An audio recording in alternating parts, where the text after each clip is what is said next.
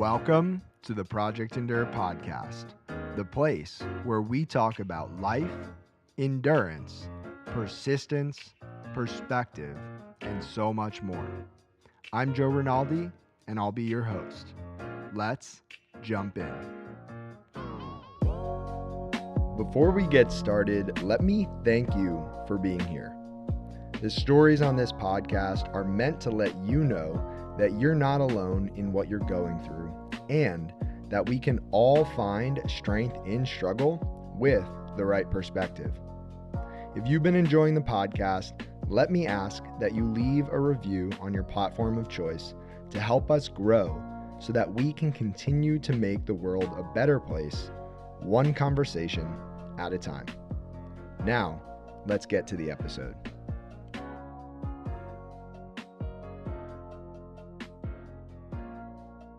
Welcome back to the Project Endure podcast, episode 210.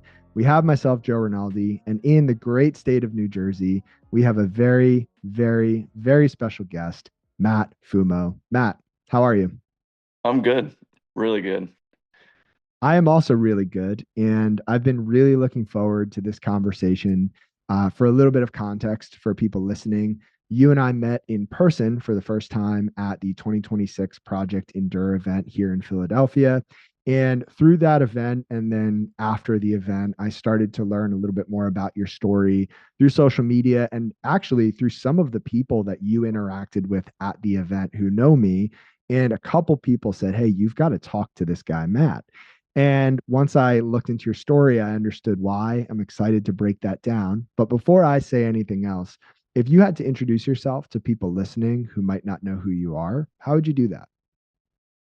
Oh, good question. I would say I'm someone that has definitely been through a lot and just now trying to take everything I've been through and help others Hmm. in any way possible.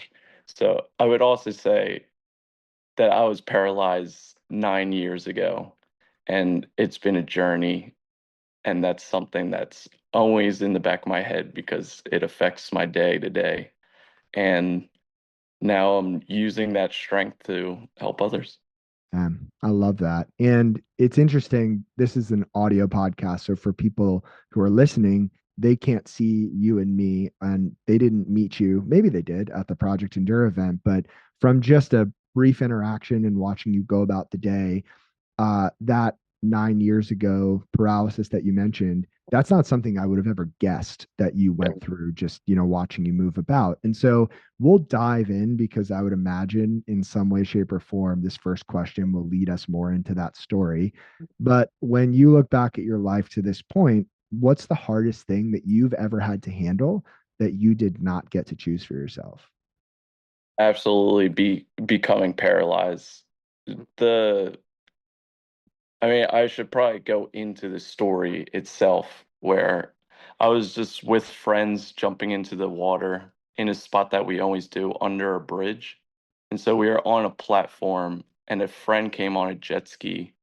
So, being super competitive that I am, I told my other friend I'd race you to the jet ski. If whoever gets there first gets to ride it first. And I went in head first. I thought I was going to hit the jet ski, so I went for the bottom instead. And I hit the crown of my head, paralyzing me from the C4, which is my neck down. And I was on a breathing tube for 4 days. I was told I would be on it for a year to 3 years and would never move anything under my shoulders. And I started moving my first muscle in like, I would say a week. And from there, I just kept progressing. And I was walking on my own in 8 months, running in 2 years, and um, playing sports in four and triathlon in five. Well, So yeah. let so first of all, I have the chills. I got the chills when you shared about entering the water, but let's go back to okay, 9 years ago. How old were you? I just turned 19 a week before. Okay. So 19 years old, young, healthy, hanging out with friends, doing Yeah, something just that, graduated high school. yeah, doing something that you've done many times before, it sounds like. Yeah, Now, you don't have to recount all of these details if you don't want to, or maybe I don't know if you even can, but just to set the stage of like, what happened, because I think people listening are likely curious of the actual event, yeah. even though I think what you and I are going to talk more about is the aftermath and the growth. But what was it like? I mean, do you remember that moment? Do you remember what happened right after you entered the water? Yeah, so I was conscious the whole time, so I remember everything. The first, I was in there for, honestly, I have no idea, but it felt like forever. My friends probably say it was around 3 to 5 minutes I was underwater. So the first 2 minutes was the scariest feeling I've ever had. I couldn't move anything. I was trying to move any way possible so I could get people's attention. And I was just floating there thinking I was going to die until one point my friend was like, stop joking around. And that's when I kind of accepted death itself. And everything got very, very peaceful. It was just a calm through my body. And I just reacted in a way that I thought I don't have any more human responsibility. And it was kind of nice. And then my friend eventually flipped me over, got me out, and I just was kind of in a dazed state where I was like, the journey continues and I get to live a little bit longer.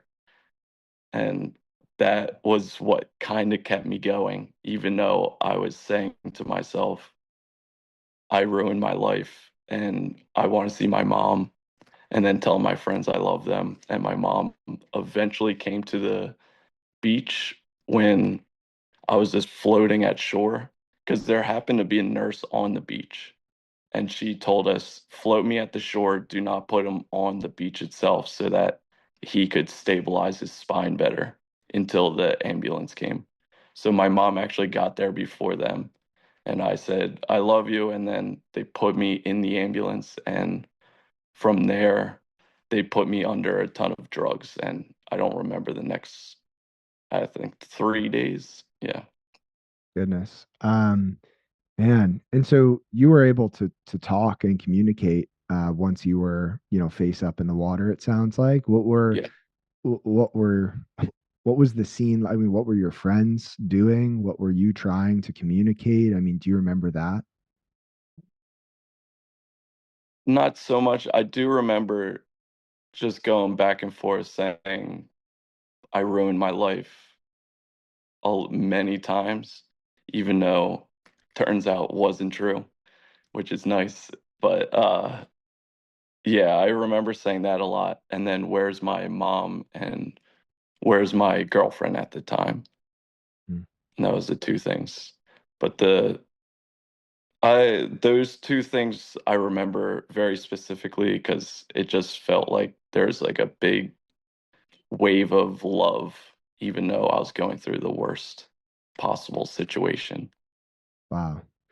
And so you don't remember the next couple of days, and then you kind of come to in the hospital at some point. It sounds like maybe the breathing tube was still in, or it was, close to being out. Was that the same thought process when you were there of I've ruined my life? The first couple days, I would say yes, but so I was heavily medicated for the first, when I had the breathing tube in, because it was very painful. And then there's a nurse that helped me take it out. And after that, since I was able to take it out so fast, and then I saw a tiny bit of twitching at the same time, that was enough to kind of have the momentum go forward that I never really thought about the I ruined my life. I just accepted what's going on and kept moving forward as much as humanly possible. And I mean, I have some questions. I have a lot of questions, but Yeah, I'll highlight that I think it's so beautiful that you could in those days latch on to even the smallest amount of hope and say there's still something worth fighting for. There's still progress up ahead. And I'm going to fight for it. I'm going to work for it. And maybe in a way that endeavor is exciting. I know that's a weird word to use when you're thinking of just coming off a breathing tube, but there's something to work toward. And I say that because I there are people listening all over who have different circumstances and scenarios going on in their lives, but there's hope, and even if you can absolutely. find just a sliver of it, that's enough reason, and you're proof there that that's enough reason to work toward it and to continue moving. And so from that point, take me through a little bit of the progress, the fight, the effort that went into the journey from there on out. Yeah, it was 4 hours a day, every day, doing PT, OT. And when I was on my own, I had a huge community at the time, and they would make me do more OT, more PT, as much as possible that I could handle until I said no, which never really happened too much. So it was just a continual progress. And that was when I was still in the hospital. I was there for 3 months of inpatient and 6 more months of outpatient and 2 years at a different place as well. Wow. And so, at what point through the process did you realize, hey, I might actually be able to get back to moving how I want to move, for the most part? What was the turning point? Because I would imagine it wasn't those initial twitches that you thought immediately, hey, I'll be walking and running again someday, or maybe it was, but when did that happen for you? I actually think it was the beginning parts. A very specific one was they're doing a pinprick test on my feet just to see if I could have or if I had the feeling. And they would make me close my eyes. The first two, he was like, "Did you feel that?" I said, "Yes." And then on the third one, he asked me the same thing. I said, "No." And I went ghost white. But he was like, "All right, good," because I wanted to test you to see if you're doing it, and he actually didn't pinprick me. And was that was probably the initial hope. And from there, it was kind of snowball effect. And everything it was more during the time that I didn't realize everything I was doing. And it was probably after when I reflected, when I did a box jump was probably when I like took the time to think about what I just did. And throughout the 2 years that I had to go through that is when I was like, wow, I kind of made it back. And that's when I was still, the coordination still wasn't there. So I was like, I could get back to full athletic shape. Mm, And that was probably the two times that I remember the best. yeah. And so, as you start to have more and more hope in the movement department, I'm curious about when you started to recognize that the thought you had initially of I've ruined my life, I've ruined my life, I've ruined my life, when you realized that that wasn't the case. Mm, I would say pretty early on, I there was definitely a mind shift of when I went from I ruined my life to I accept this for what it is, and no matter where I am, whether I'm moving or not, I'm gonna just make the most of my life. So the feeling of I just ruined my life went away pretty fast through the Hmm. injury. Hmm. What do you think the difference is between you and your ability to move on from that thought relatively quickly and people who are out there, whether it's paralysis, whether it's an eye condition like mine, whether it's something else, who don't ever seem to move on from that idea of my life is ruined. I wish it was different, so on and so forth. What do you think the difference is between your ears compared to people who see it differently? I would say I would say presence is the biggest. Just being in the moment, no matter what the situation is. Even though it sounds contradictory, but you could always find something good of what's happening.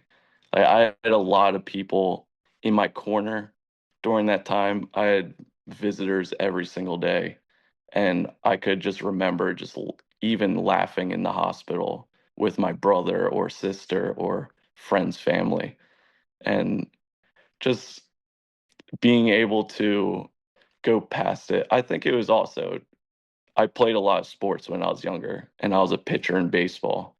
That helps a lot where you fail all the time in baseball, but you just got to go to the next pitch, the next pitch, the next pitch. Mm. I like that a lot. And in previous episodes, I've had conversations with people who've played baseball through their lives. And what an awesome sport where, you can bat 300, which is failing 7 times out of Yeah. 10. And that's a great outcome, right? Um, Yeah. and it teaches you a lot. I think sport in general can teach us a lot. And the other piece of it that I hear, and you use the word acceptance, and this is something that from my experience has been huge when it comes to my loss of eyesight, Hmm. is I can't change what's happened in the past. I can't Yeah. change the reality of the situation. And Yep. being able to accept that and surrender that and say, I'm not going to carry the weight of these things that I can no longer change or control has Exactly. been so freeing. And Yeah. and I think that's really hard for a lot of people. And I'd be curious to hear your take on what has allowed you to accept and surrender and let go of the fact that, 19 years old, you're moving just fine, you have your whole life ahead of you, and now this thing happens that changes the trajectory. What allowed you to accept that? What comes to mind is definitely my dad. He's been through bouts of cancer 20 plus years ago. And then he had some surgeries that went wrong, and he hasn't been able to eat for 17 years. He has a breathing tube, or not a breathing tube, a feeding tube.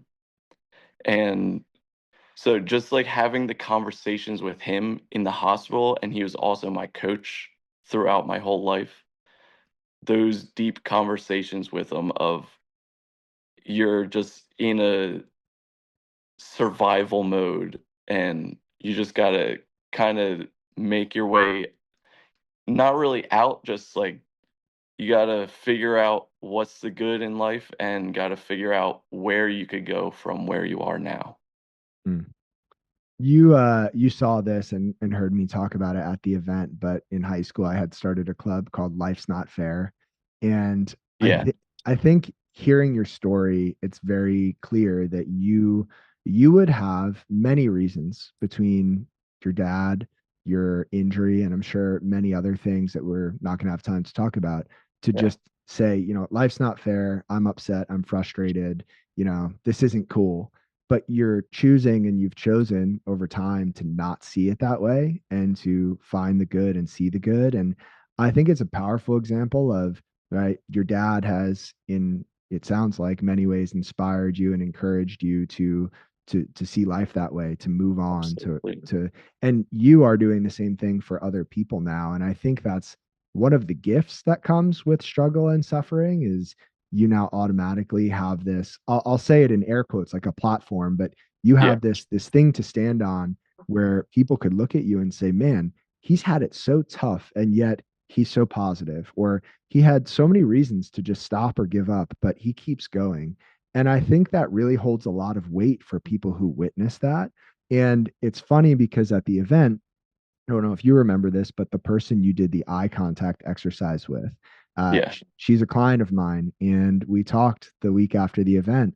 And I said, what stood out to you? And she said, the eye contact exercise. I remember reading the article in the newspaper of what happened to him, 8, 9 years Mhm. ago, because she lives in New Jersey and she saw that. And she said, that is so crazy that he is my partner and Yeah. that he has come such a long way, right? It's inspiring. And so I don't know if there's a question at the end of that, but I'd love Yeah. to hear any thoughts that Yeah. you It's have. funny. We lived so close together, us two. It was. yeah, that was a fun experience. Yeah. Just getting to meet her. Yeah. So from there, right? Fast forward from the incident 9 years, you're here. Are there deficits that you still deal with when it comes to that initial injury? Yeah, for sure. I have lots of pain. My hands are always pins and needles. I don't feel them that well. I could feel pins and needles throughout my body if I'm really tired. It takes a long time to get there at this point, but it does get there. And or it could go the opposite end. That's the hypersensitive, or it could like kind of just go away and I don't feel anything at all. Mm, But that's mostly just my feet. Um, my legs feel like I just did the hardest workout possible just all the time. mm, My back and neck ache a lot just all the time, but those things they don't come to my mind because I'm still able to do everything I love. So mm. it's only my body, not my head. Yeah, and it's interesting because I had this conversation a week and a half ago, but I saw my brother-in-law at my nephew's baseball game, and he was asking me about my eyes. And for people listening who don't know the whole backstory, I have this eye condition that causes progressive loss of sight. In one of my eyes, I'm legally blind, and he said to me, he said, "Oh, I don't really think about you having that, you know, that condition, right? I when I think of you, I don't even think that your eyesight is not normal like everyone else's." And I said to him, honestly, I don't think about it that often either. Um, Yeah. it's it's just my normal. It's my life. It's how I experience the world. And it sounds like for you, and I know it's the case for me, that you know humans are so adaptable, right? We Mhm. adapt, we're resilient. Just Absolutely. I think at a natural state, it's just what it means to be human. And it's kind of crazy to think that you and I don't think about these things that we deal with all the time because they're just normal for us. Yeah. Yeah. Yeah. I always say, or people always say to me, like, what does it feel like being in your body? And I always say, like, if you were in my body, you would probably have to go to the hospital and you wouldn't really know how to walk again. But it's also just something that doesn't cross my mind on a normal basis. Mm. What's one Yeah. thing what's one thing you've learned about yourself through this process of recovering over the past 9 years? At first, I would say how strong I am. That's a big one. But it's really just like the love I have for life and the community around me that I didn't really know existed before my injury, but everyone like helped me so much through the whole thing. And it's really impossible to do all these impossible things if there's no one around you and you need that community where it's a very human thing to have people around and socialize and have a community. So that's probably the biggest thing I've learned. Mm. If you could go back to 19-year-old Matt floating in the water right after this happened, and you could just turn him over yourself and give him a piece of advice or share something with him to prepare him for what's ahead, what would you say? I would say you're going to be fine no matter the outcome. It's going to be better than you think, but no matter the outcome, you're going to be fine. And just focus on your mental on the same side of how much you focus on your physical as well. Because the mental definitely came a lot later than the physical for me. I was progressing so fast that I couldn't really think about everything's that's going on. And before I would say very depressed and wasn't the strongest mentally, but then got to the point that I could work on it and figure myself out. And that's how you could help people, and you'll be able to help hundreds, if not thousands, hopefully millions of people one day. Yeah.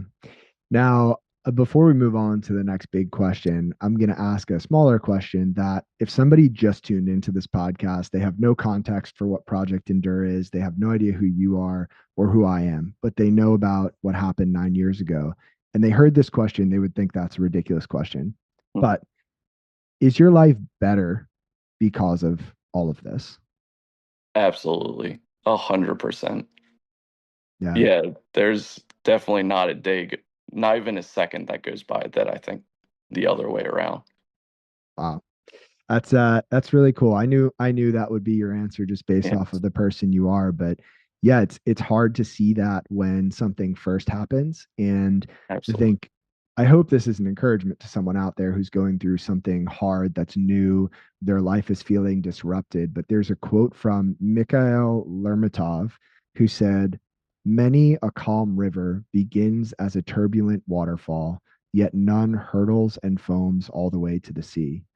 Mm, And the way I see that in my mind is there's this giant waterfall and the water is pouring down and it's violent and it's chaotic. And if you're at the bottom of that waterfall, you might not even be able to see out of the water. You are just trapped in it and it's scary and it's hard and it's uncomfortable.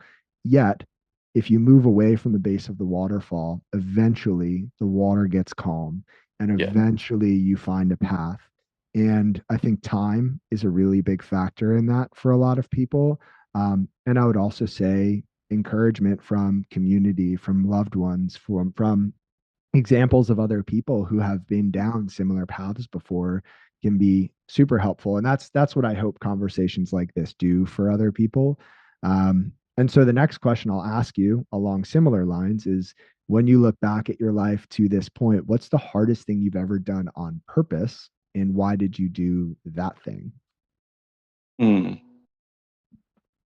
Um, or I think there's a lawnmower outside. I might Oh, move. oh, you're good. Yeah. Yeah. I used to record in, I might actually keep this in here, in the spirit of a raw podcast, Yeah, I like it. but when I used to record at the apartment my wife and I lived in before we moved into this house, there were days where I would have to record under a blanket to minimize noise from, Oh yeah. the landscapers, or, record in the bathroom because the lawnmower was right outside of my office window. And so, it's fun to make those pivots. But we're back here Yeah. and I'll repose the question to you. So when you look back at your life to this point, what's the hardest thing that you've ever done on purpose, and why did you do that thing? I would say it had to be the triathlon. Just being that was on the 5 year anniversary of my injury. And which it's funny because I always say when people say what was the hardest part about doing it, I never say the actual race itself. It's always the training that goes into it before. And I would say, yeah, the days before that of just like trying to go as hard as humanly possible so that I'm ready for this race. And during the race day itself, I was definitely over prepared that I could have probably kept going a lot further, but we did it. Yeah. So, at 5 years out from this incident, what was your physical state? It sounds like you could run, bike, and swim, right? Those are Mhm. required for a triathlon. But I would imagine, just like now, your legs super heavy, super tired. Maybe the coordination isn't 100%. Maybe strength isn't 100%. But tell us a little bit more about your physical state before we talk about the training and the race. Yeah, I would say I was pretty high level. The I think there would be maybe a handful of people that would be able to tell the difference of before the injury and after the injury. Like I was playing volleyball at that point close to every day. I just stopped playing like I would say a year of pickleball and went to tennis. and racquetball as well. So I was in pretty high level condition, even with all like the aches and pains. But I just like pushed through it every single day, and it didn't really bother me at all. Um, and this triathlon that we're talking about on the 5 year anniversary, what distance was the triathlon? It was the Olympic triathlon, so it was a half mile swim or a little bit more or less, and then 26-mile bike and the 6 mile run at the end. Okay. So obviously something that you have to prepare for and train for. And there are a lot of people who listen to this podcast who pursue endurance sport, whether that's triathlon or just running or just biking. But they know what it's like to train and prepare for things. And so tell us a little bit about what was hard about the training, the over prepared nature of where you got to, right? Give us a little bit of a rundown as to all of that and what it looked like. Yeah, so I never really liked running or doing any of that before my injury. So after, I obviously am very grateful for it, so that could push me very far. But I don't really like doing it still as much. So I will play 4 hours of volleyball instead of running sometimes, and then maybe do like a mile after. But it was more, I try to play sports for more than 3 hours a day or do my training, which I did. I would work out at the Coast Guard in Cape May with someone that was training in baseball sun. So he was helping me learn how to swim the proper way, and I was training his son to pitch.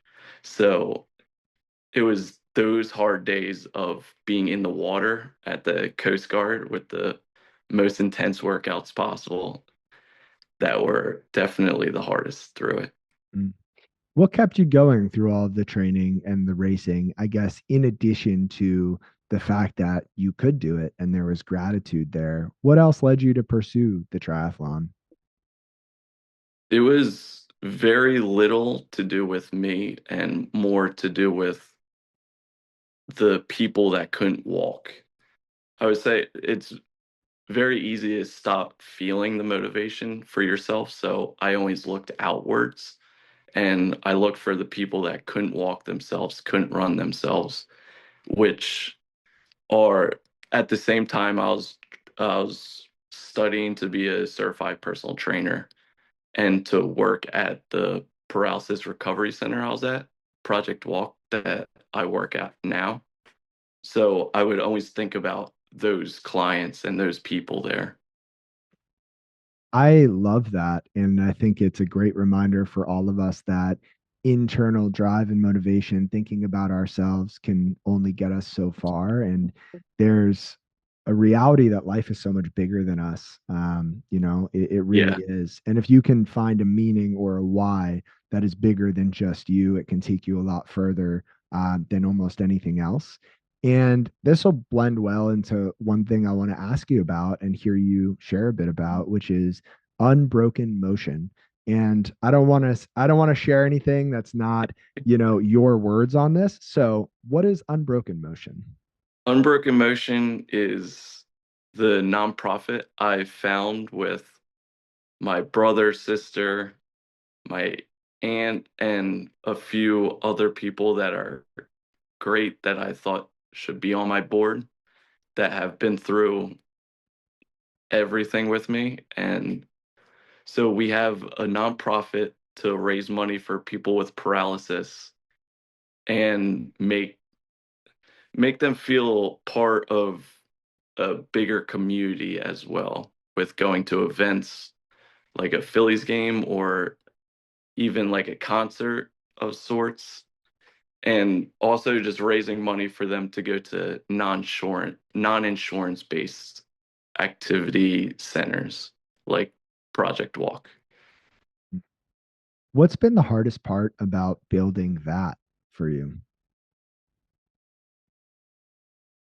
I would say The hardest part is just being the center of attention, really, which I'm not always, it's not really my favorite to be the center of attention, but I know what my story holds and the weight of it, that it needs to be out and it's very important for people. So for sure that, yeah. If you don't mind me asking, as you're the center of attention on this podcast, what is it about being the center of attention that is challenging for you?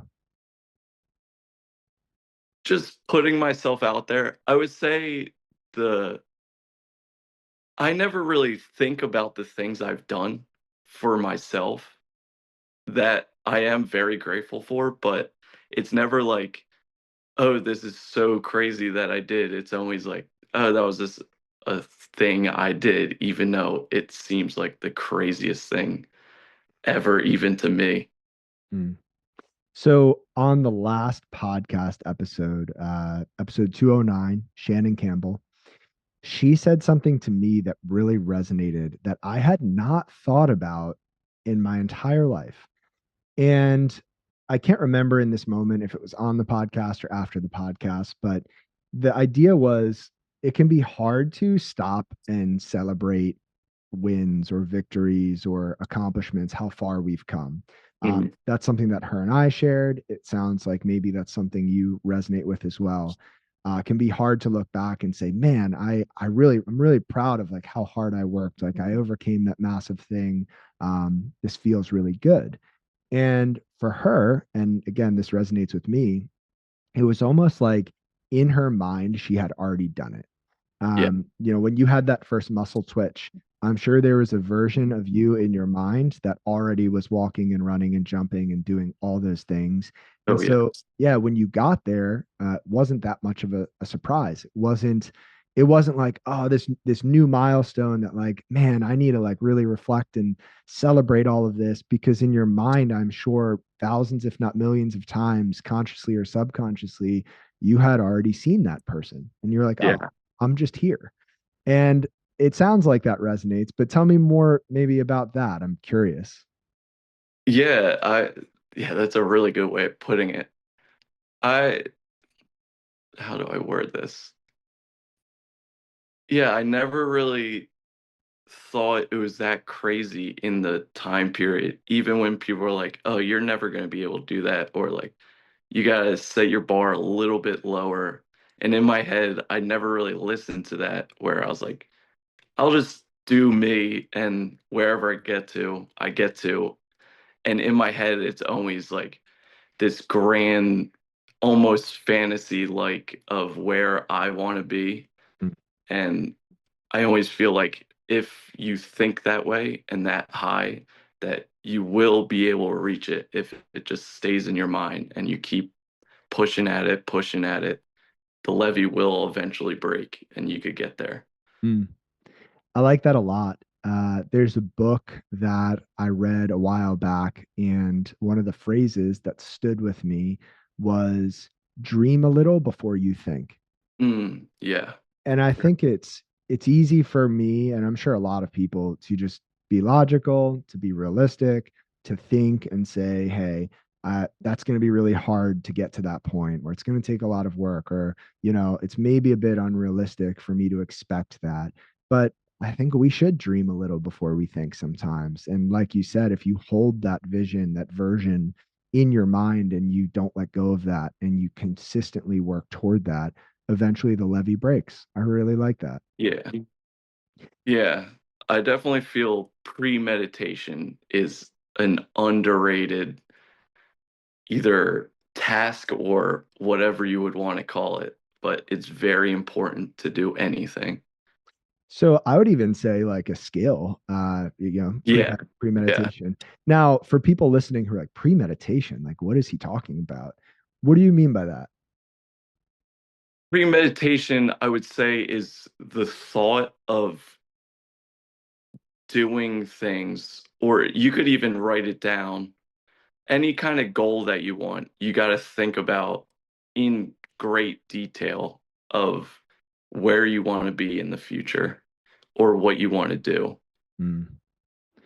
Yeah. And I would, for me, when I hear you say that, which again, I know what premeditation is, I almost Hmm. think of being intentional with thoughts and energy. And I am intentionally, deliberately going to choose to move toward this thing, visualize this thing, work for this thing. Yeah. And yeah, I think that is so, so powerful. And, from there, I'll share another quote that stands out to me. This one's from Theodore Roosevelt, who said, "Far and away, the best prize that life offers is the chance to work hard at something worth doing." Hmm. And it sounds like you are doing just that. You're working hard at something worth doing. Yeah. And where my brain takes me is, okay, I understand the way that you're able to help and support and encourage these people who are going through, on some level, what you went through. This might be a really hard question, and I'm not sure if you've ever come across this, but what does it look like to encourage someone who they dove into the water, paralyzed from C4 down? It's been 5 years and there's zero progress physically. What does it look like to sit with that person, to talk to that person, to encourage that person who maybe has lost hope or it just doesn't seem realistic for them to get to where you've gotten from a physical standpoint? What does it look like to be there for that person? It definitely would be hard. I I do it a lot, and every time I do, I'm very blunt in the beginning, saying what you're going through, it sucks. It's the worst thing a human could go through in the world, but it could always get better. There's there's no timeline for paralysis or your recovery through an injury like that. And I've seen people go from being on a breathing tube for 6 years, which I had a mentor that was through the same thing I was for 6 full years, and he was walking after, and he was playing basketball, which was for me, that was one of the biggest inspirations. Seeing him walk into my room, not in a wheelchair, saying he went through the same thing. And just not even talking about everything that's going on and just living with them, being present, even playing a video game or listening to music with them, just being there for them is the biggest part. I think that's a great reminder for all of us that when people we care about or people in our lives are going through hard things, we don't need to always be the one who has a solution or who has the Mhm. perfect words. Yeah. Sometimes we just need to say, "Hey, this is really hard and I'm here," and to just be there. Yeah. Um, Yeah, for sure. and the other thing that comes to mind anytime somebody talks about someone who overcame odds or whatever is that when one person is able to do something that seems impossible or unlikely, I think it gives hope and then a more realistic possibility for other people to do the same thing. And I think of Roger Bannister, who was the first person to run a sub 4 minute mile, Mhm. Yeah. and nobody had ever done that. And then he does it, and in the years following many other people do it because they know that it's possible. And so I think that's so cool that you had that mentor. If you don't mind me asking, how did you get connected with that person? He was he was a volunteer at McGee Rehab, which was the hospital I was in. Hmm. And so they have around 40 people that get paired up with all their patients. And he actually was in the hallway waiting to see me and talk to me. And my mom went out of the room to go grab him and thought she just like kept looking everywhere, even though there's one person in the hallway. And because he was like standing there, she was like, this can't be him, even though it was. And that was the beginning of talking to him. Wow. Now, quick side note, what time period were you at McGee Rehab?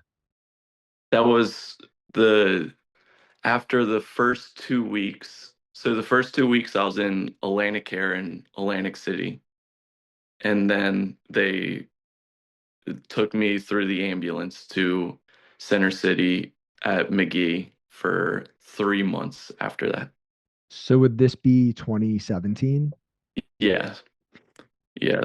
I just bring that up. It's such a small world, and I don't remember meeting you, but in 2017, my wife and I were at grad school in our second year of our physical therapy program in Mhm. Center City at Drexel, and we would Whoa. do volunteer rotations at McGee to learn. That's so crazy. And I am sure at some Oh point my God. we were in the same building. Yeah, for Again, sure. I don't remember seeing you, or if I did, we didn't know each other, of course. But yeah, it's just a small world. And just a plug. I don't know why I would plug this or who would need this, but McGee is a phenomenal place. Yeah. They're great there.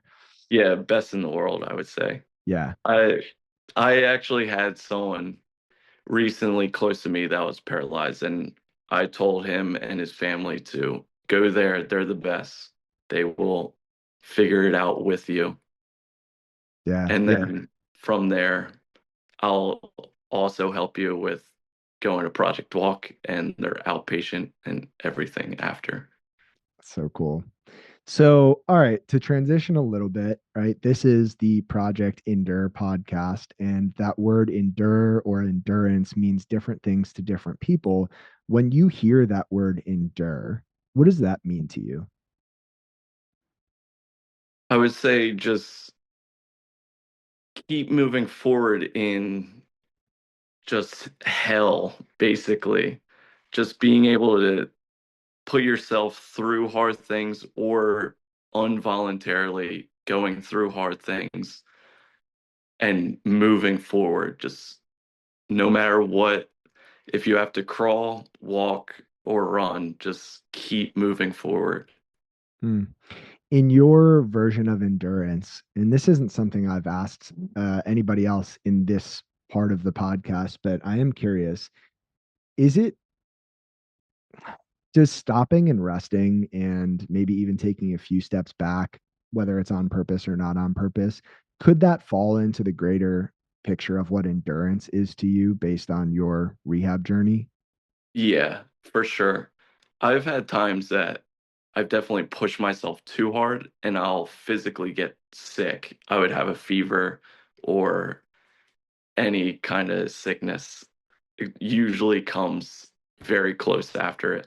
So rest is as important as the actual workout itself, I've come to realize. Mm. I think that, I mean, that has to be such a hard thing to want to and maybe feel like you're capable of pushing in the moment, only to Yeah. have a setback as a result of that. And it's something that I've learned as well in different contexts, but it's kind of my personality, and it sounds like maybe it's yours to push a little too hard and too far at Yeah. times. And Yeah, for sure. I don't think that's a bad thing. I think it's something that people like us probably need to be aware of and just, maybe from time to time pull back before we need to pull back. But it's a hard thing to do. Yeah, 100%. Yeah. I've always been like go, go, go. So training the rest is has been probably the hardest part of everything. If you don't mind me asking, how do you proactively train the rest, right? Because I know for me, right, I get restless, antsy, I feel bored from time to time. I feel like I should or could be doing something, even if I know that in that moment, stepping back and slowing down is the best thing for me. Mhm. How do you wrap your mind around that? Because it's not easy. Yeah. I would say it was a lot of trial and error throughout throughout my whole life, I would say. And just knowing my body of how much it could take and handle and just being in tune. I mean, being paralyzed definitely makes you extremely, extremely in tune with your body already. So just going past and knowing what's going on and eventually figuring that out and scheduling actual rests or just taking off everything, unplugging, and just being like, this is just me time to reflect or read a book or anything analog Hmm. for myself. That's a lesson that I've had to learn the hard way a couple of times, Yeah, but um 100%. but Yeah. yeah, I think like and again, I'm going to say this, I think I said this at the event actually. It's a phrase that comes to mind fairly often. I say this thing like I'm a Navy SEAL. I'm not a Navy SEAL, but it's their saying. Slow is smooth and smooth is fast. And I think proactively being able to slow down, reset, recharge, take a bit of rest so that you're not interrupted later on and forced to take rest because you're Hmm. sick or you push too hard or whatever. It's a skill and it really, there's a lot of truth to it. I mean, hey, the tortoise and the hare, right? Slow and steady wins the race. I think there's a lot of truth in those Yeah. things. It's just about implementing it, you know? Yeah, when you said that, that was one of the things I wrote and I highlighted, circled it. It was one of the things that resonated with me the most for sure. I'm glad. I'm glad to hear that. And actually, let me ask you this while you're on the podcast, because I don't talk a whole lot about the event after it's done. You know, I record a podcast, we have content on social media, but for me, it's kind of one of those moments where you work really hard toward it. It happens. It's awesome. There are memories, but you kind of just move on because there's more stuff to do and you want to keep building Hmm. toward the next one. So what was the event like for you as someone who experienced it for the first time? Yeah, I mean, first and foremost, it was fantastic. It was an amazing event. But at first, I didn't really know what it was going into it. My friend Mike Pisani actually was like, "You want to go to this event with me? The the leader is really great, the speakers are great, and we do an intense workout at the end." I was like, "Yeah, sure, sounds good." And I definitely felt very uncomfortable going in because of the center of attention thing. Mm. I just thought Mike would kind of parade me around, being like, "Look what he did. That's cool." Which I should know him by now that he wouldn't do that in more than I care to, which I do like it just to give people more motivation. So he did the short and sweet way. And but once I got into it, it was very powerful. Just being with the community, talking to people that are also trying to work towards certain goals and working hard and just doing hard things, as you always say, and doing a workout that I actually didn't think I could do because I haven't been training like that at the time. And I yeah, it was just amazing being around everyone, hearing you, hearing Sam too, and just meeting people. And it actually motivated me. I'm gonna try. We'll see if I can do it, but I'm training for an Ironman now after going to Project Indoor. I Wow. just came up with the goal because it will be my 10th year anniversary in now 14 months. So I want to try and get there. Wow. I love that. And I well, just really don't know, but I mean, I'm gonna try, and usually when I try, I could do it. So I was gonna say, based off of what's going on between your ears and the mindset that you have, I have no doubt that you'll be able to get there and do that thing. And that's it's cool to hear that you left feeling inspired. And you know, it is one of those absolutely. yeah, it's one of those things where you do have to kind of experience it to understand it because people ask me, and again, it's been 5 years of doing that event, and it's still hard for me to put it fully into words. And I think it's because a lot of it is about the energy and it's about Hmm. the people like you who are in the room. Like that's the magic. That's the cool part. Yeah. Um, yeah. So Yeah. I'm usually not like a group kind of person, but there's definitely a different energy in the room yeah, when you're doing that. you know what's funny enough? I'm not either. I'm kind of like a, you know, get done with a long day of training and working, whatever, sit on the couch, kind of decompress with my wife or by myself. And if I'm in a group setting, I will rise to that level of energy. And clearly, like I've cultivated that on purpose. But Mhm. left to my own devices, I think I'm more of a loner, which is kind of funny. Yeah. Yeah. I was working out with a client that I was doing battle ropes with her, and someone was like, trying to give me some motivation through words, I guess. And I just started cracking up. I was like, I don't really need that. And I just always feel it within. But yeah, I'm I'm starting to reach out to the group because it is very, very powerful. Yeah. Well, I'm glad to hear you see it that way, and just grateful to have had you there, and look forward to the next one, and also just in general when our paths cross, because I'm sure they will. Yeah, for sure. But, for now, as we wrap this conversation up, the last question that I ask everybody is my favorite. And we've kind of talked about this in some way, shape, or form already, but I'll just make it direct. If someone out there is going through a hard time, and there are people listening to this who are going through hard times, Hmm. and let's say they have that thought of, my life is ruined. I've ruined my life. It'll never be the same. I can't believe this is happening. This is so hard. What would you say to that person on the other end of this podcast right now? I would say that mentality, or I wouldn't even say, just that thought of I ruined my life and I can't get out of here. It will it will cross your head many, many times throughout, even just like day to day, it will come to mind. But you can't fester on it and let it control you, because that's how you stop the progress.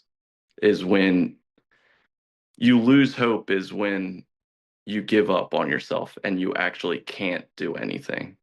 That's the only time you can't. So just let that thought go past you and move on and accept what's happening and keep moving forward. And that's the only way you're going to be able to get to where you want to. Yeah, that all lands with me. And one of the things I'll throw out there, because it's been top of mind, it's been something that I've worked on for a while, is those hard thoughts, those questions of, what if this didn't happen, or what if life was different? They might not ever stop completely, Yeah. but how quickly can you reset? How quickly can you recognize that that thought is coming in? You're going to acknowledge it, and then you're going to let it go and not give it more time than it deserves, and reset and move on, controlling what you can control and moving Yeah. where you want to move. I think that skill above most others is just incredibly powerful.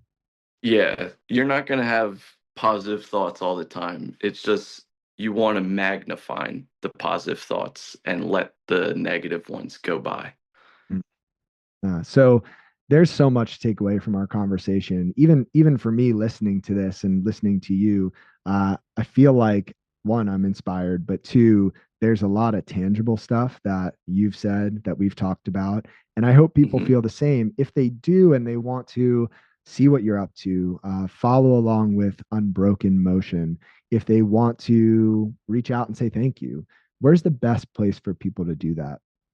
Yeah, I would say on Instagram, either my personal at Matt Fumo, or for the nonprofit Unbroken Motion is our Instagram.